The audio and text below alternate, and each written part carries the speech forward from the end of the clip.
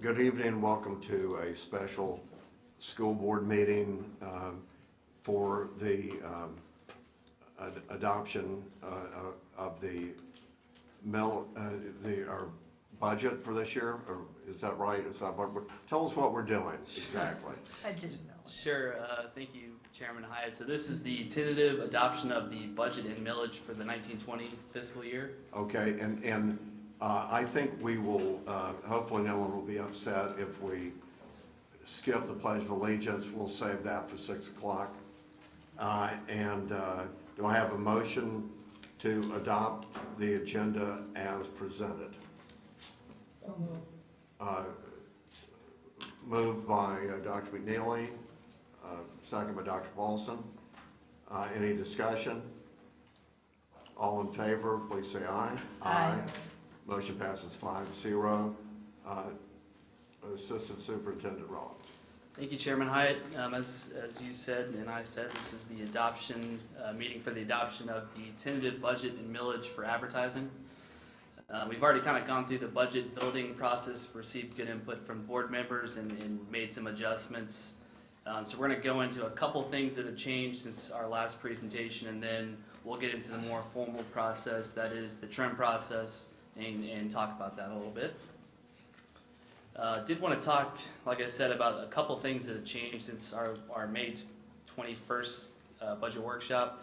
We've added 2 additional instructional units, one at Williams Elementary for, due to their school grade, we want to provide some additional support. So this is consistent with what we've done with other low-performing schools, is provide additional instructional support, and the school can kind of go through their process of determining, do they want behavior, do they want teacher, and so on and so forth. In addition to that, an additional unit for credit retrieval at the high schools, which I believe will be kind of split out amongst them to kind of help with the graduation rate and help those students make sure they get their diploma. So the total proposed staffing for general fund for the 1920 school year is 3,380. Which is an increase, like I said, of 2 units over our last budget workshop. Mr. Chair, do we stop Mr. Runner or wait till the end?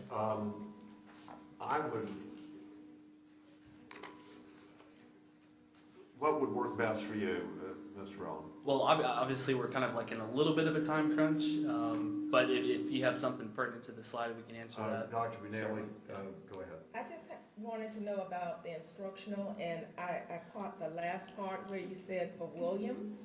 Sure. Is that just for that school or the other schools that are in similar situations? No, it's something I think Superintendent Clark started a couple years ago, where we give the principal we give them basically an instructional position for the low-performing schools, and it's used at the discretion of the principal.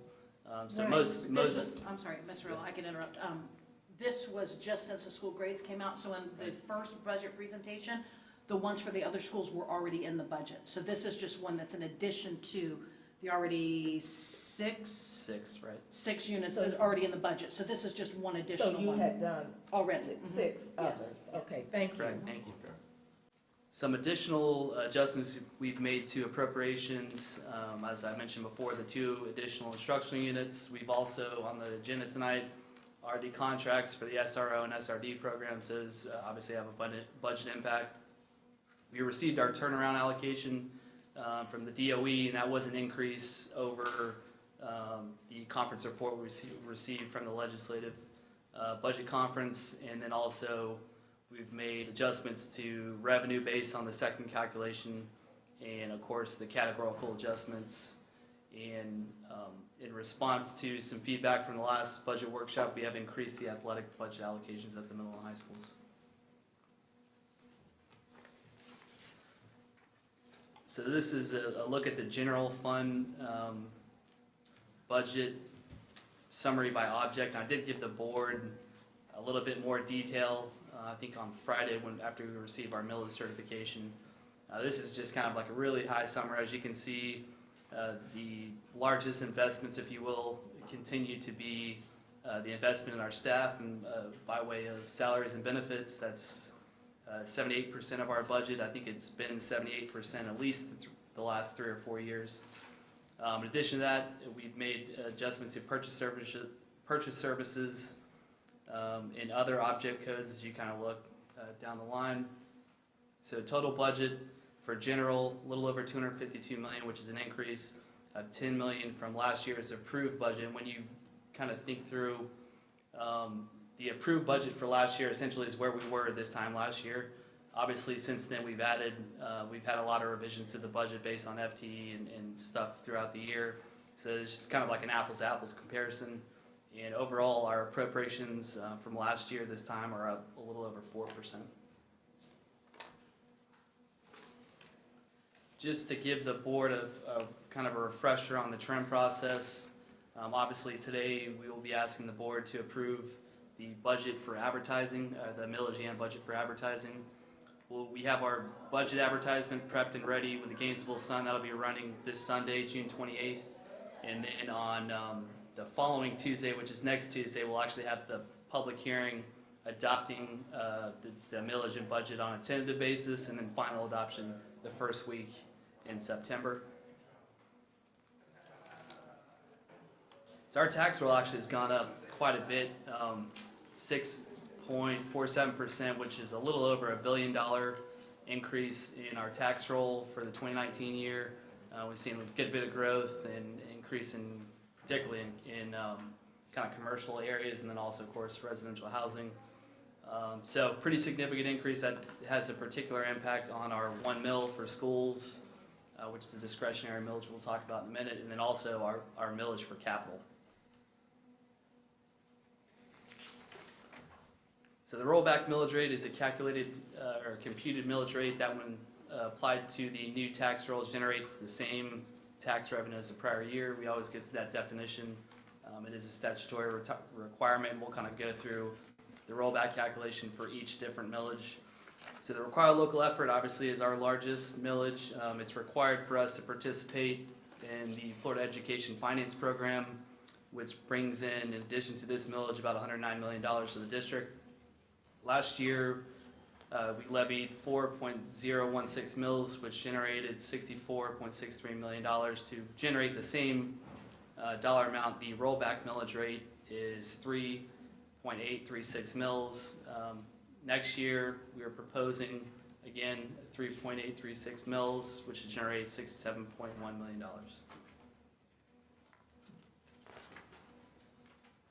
The discretionary operating millage, this is required for us to receive around $3.8 million in school statewide compression funds. This year, or I should say last year, the district levied the maximum 0.748 mils, which generated a little over $12 million. To generate the same amount of money, the rollback millage rate is 0.7145 mils. And again, for next year, we're proposing a millage rate of 0.748, which will generate $12.88 million. The capital outlay millage obviously funds, at least in part, our capital improvement. For the district, this year we levied the maximum 1.5 mils, which generated $24.14 million. To generate the same dollar amount, the rollback millage rate is 1.4328 mils. And again, for next year, we're proposing the maximum 1.5 mils, which will generate $25.84 million. The voter-approved operating is our 1 mil. Everyone is familiar with, I'm sure. This year, we levied 1.01 mils, of course, and the 1 mil generated a little over $16 million.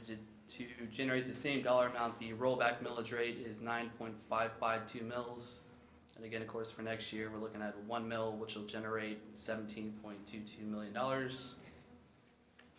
The combined millage rate, this is combined a required local effort, discretionary operating, capital outlay, and voter-approved operating. Combined millage rate is 7.264 for this year, which generated $16.9 million.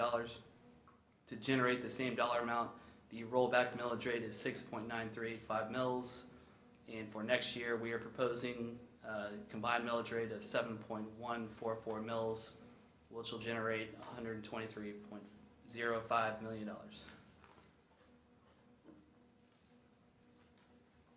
All right, the next slide just goes through our millage recap. The only millage rate adjustment from the previous year is an adjustment to the required local effort, which again is determined by the state legislature. So that's, everything else kind of stays the same. So the required local effort is down 0.12 mils, which is 1.65% reduction. And there's no other adjustments, so that's just the overall reduction. And included in your packet, and it's also available on the website, on the school board website, and I do have some copies in the back, our actual millage rate. There's a bunch of different analysis, including our actual advertisements that will be going to the Gainesville Sun. Included in that advertisement is a budget summary ad, which kind of gives you a little bit more detail on the overall budget for the school district by fund and function. Kind of gives you a little bit of a feel for what the appropriations are. So the budget summary, this final slide just kind of summarizes what the appropriations are. And part of this process obviously is getting your approval as a board to advertise this budget. And so the superintendent recommends the school board approve the 1920 proposed tentative millage and budget for advertising as presented. Do I hear a motion to that effect? So moved. Second. Motion by Ms. Roy, seconded by Dr. McNeely. Dr. Paulson. I just want to say one thing before we get done. You're going to hear this record from me again. Required local effort, 3.83. Your Secretary of Education does not believe that people pay any property taxes. And we better hope there's no recession. Because there's not going to be any surviving at this time. And I just wish people would get that idea. You need to tell these legislators, this is gonna be the death of, this is how they're destroying us. What was it 4 years ago, 5.1? Right, I think in 2014, 15 was over 5.1. 5.09. And it used to be 6.6. And, the base student allocation, finally they've increased that, where it's back a little bit higher than it was 11 years ago. You can starve the beast. And that's what they're doing. Yep. And the trouble is, I don't think people listen. They go, he's talking again. Well, I don't want to be able to say I told you so. I'd rather say we stopped it. So anyway, that's all I want to say. Okay, thank you, Dr. Paulson. And a little unclear on the agenda here, but I want to, before we have any more board comments, do we have anyone from the public that would like to speak specifically to this budget item, not on any other subject? Okay, and then we'll continue with the board members. Ms. Surton. Thank you, Mr. Chair. Mr. Rella, I wanted to just make the comment, thank you for sending the report that had the expenditures by school. It was at a little bit higher level than what I expected, but what I didn't see was an estimate of funding from various sources.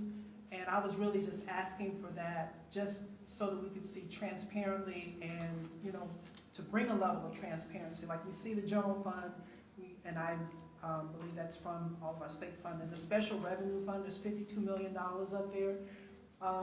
Just to say special revenue, for just the average person, they wouldn't know what all entails in that particular number. Debt service is the same way. The capital projects, there's no detail with that, so it's kind of hard for me to sit, and I didn't bring it. I actually got a copy of the county's budget, and it's like a 3-ring binder, almost not as big as the one that they gave us with the custody documentation that was out there from the Dr. McNeely. But it had a little bit more detail, so you could see by department how funds were coming in and how they were being, sources of funding and uses of funding. So that was the reason why I was asking for that.